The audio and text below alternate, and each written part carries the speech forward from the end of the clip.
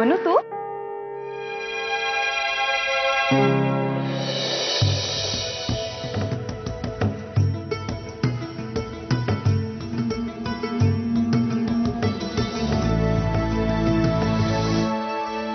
रामा रामा रामा कुठे गेला होता तुम्ही? मी कधीपासून तुमची वाट बघते. मला खूप आठवण यायची तुमची. एक क्षण असा गेला नाही जेव्हा मला तुमची आठवण आली नाही आणि मी रडली नाही. हे बघा, जे काही झालं त्यात मला तुम्हाला दुखवायचा उद्देश नव्हता. माझं अजूनही खूप प्रेम आहे तुमच्यावर.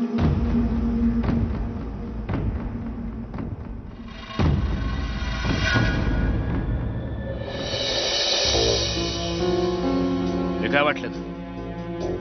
रामा म्हणजे एखादं खेळणं आहे? मनाला वाटलं तेव्हा खेळलं, नाही तर फेकून दिलं.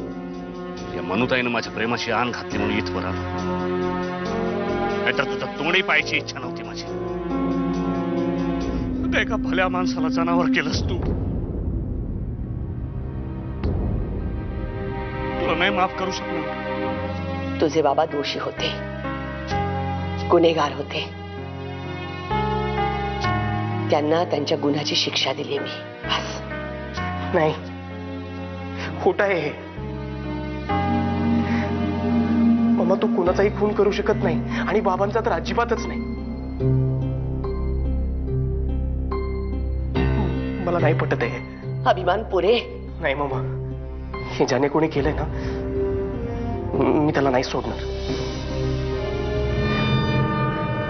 मी तुला इथून सोडवेन. मी सोडवेन तुला इथून. मी सोडवेन. अभिमान. रामा, मी तुमच्याशिवाय नाही जगू शकत. हे बघ रखमे, माफ करा शीतल मॅडम, नाही थांबणार मी आता. तुम्ही तुमचं आयुष्य तुमच्या पद्धतीनं जगा. मी का आपला गरीब साधा अडाणी माणूस आहे. मला माझं आयुष्य माझ्या पद्धतीनं जगू दे. राहू दे. रामा, माझ्या आयुष्यात तुमच्याशिवाय काहीच नाहीये. इथे कोणीच नाहीये माझं. हे बघा, मी चुकले, पण त्या दिवशी मंगेशने तुम्हाला मारायची धमकी दिली होती म्हणून मी तसं केलं होतं.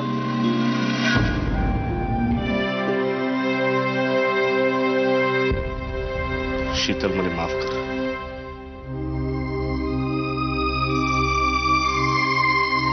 तुझ्यावर एक डाव भरोसा ठेवून नेमकं काय घडले ते जाणून घ्यायला पाहिजे होतं.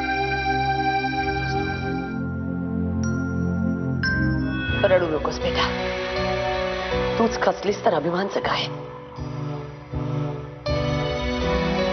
आता सगळी भिस्त तुझ्यावर आहे. सांभाळ त्याला. मीराताई, मी इथून पुढे रामाबरोबर राहीन. इतके दिवस मी तुला एकट्याला कुठे पाठवत नव्हते, कारण मंगेशची माणसं तुझ्यावर टपून बसली होती हे माहिती आहे मला.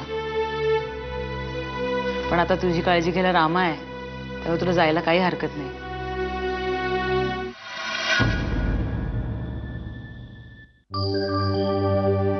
ही खोली हो, विनोद भाईनच दिली. एवढी चांगली नाही पण अहो, चांगली आहे. खरंच चांगली आहे. मला मालूम आहे तुला नाही आवडली. अगं, पण थोड्याच दिवसांचा तर प्रश्न आहे ना. मग आपल्याला गावालाच जायचं ना आपल्या. शीतलला भेटायला गेली होतीस ना ग? हो. भेटली? हो. शीतलचं आणि रामाचं बोलणं झालं? भेट झाली, बोलणं झालं आणि त्यांच्यातले सगळे गैरसमज सुद्धा दूर झाले. खरंच? खरंच. म्हणजे आपण आज नवस फेडला आणि आपल्याला लगेच फळही मिळालं. कुठे गेली असतील रामा? जेवण घेऊन येतो म्हणून गेले, त्याला पण आता 3 तास होऊन गेलेत. केवढी रात्र झाली. मला तर आता काय करू तेच कळत नाही.